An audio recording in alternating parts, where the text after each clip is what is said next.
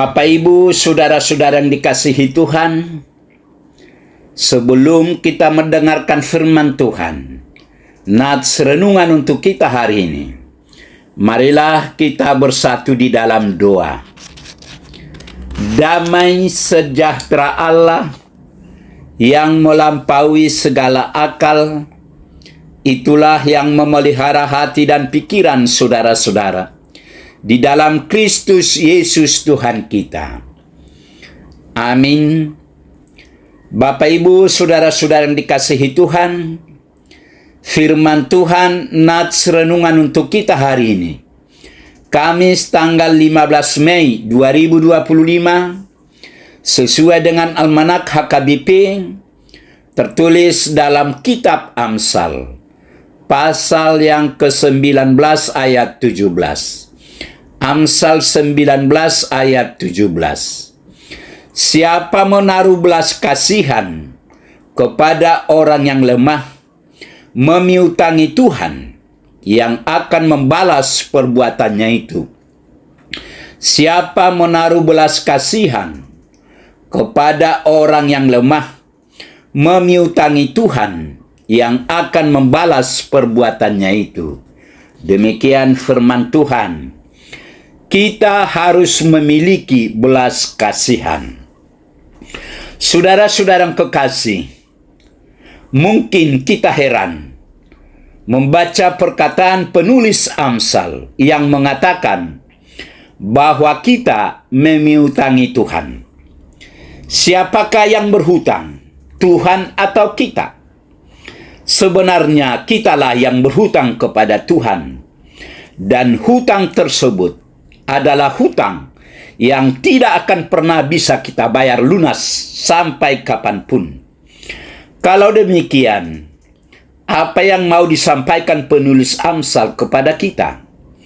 Yang mau dikatakan adalah, dalam hidup ini, kita harus lebih sungguh-sungguh lagi menaruh belas kasihan kepada orang yang lemah, orang yang miskin, sebab dari mereka kita tidak dapat mengharapkan balasan. Ketika kita menaruh belas kasihan kepada orang yang lemah, maka kita sedang melakukannya untuk Tuhan yang akan menganggapnya sebagai hutang yang akan Ia bayar atau balas.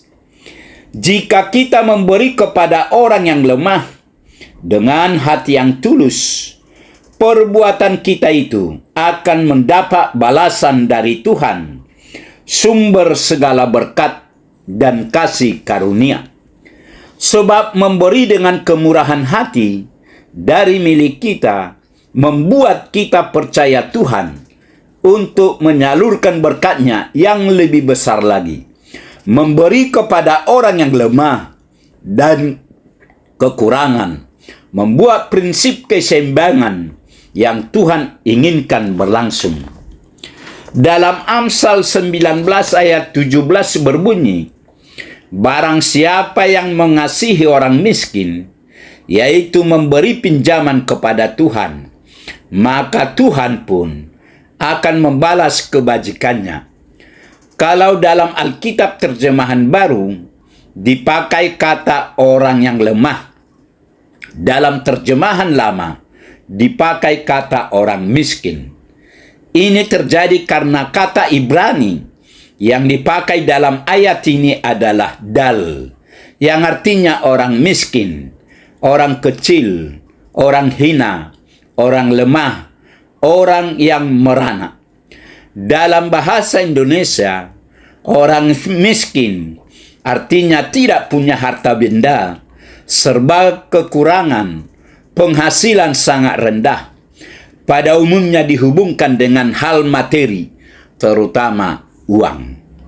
Di tengah-tengah kesulitan dan kesukaran hidup yang dihadapi oleh masyarakat, khususnya kemiskinan yang ada di sekitar kita, sebagai orang percaya, kita dipanggil untuk menjadi orang yang bermurah hati kepada sesama.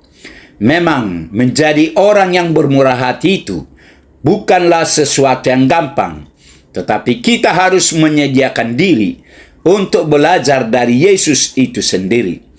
Tetapi kita percaya dengan meneladani Yesus dan dengan pertolongan Roh Kudus, kita akan dimampukan menjadi orang yang bermurah hati.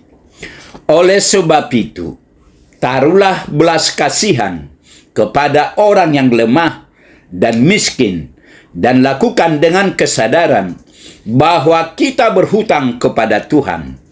Maka hidup kita pasti akan diberkati, sehingga kita dapat dipakai Tuhan menjadi bendahara surga. Jadi kepada orang lemah dan miskin, jangan pernah ada istilah kita meminjamkan, tetapi kita memberikan. Amin. Marilah kita berdoa. Tuhan Allah Bapa di surga, Bapa yang kami kenal dalam nama Yesus Kristus, puji syukur terima kasih Tuhan atas kasih setia Tuhan.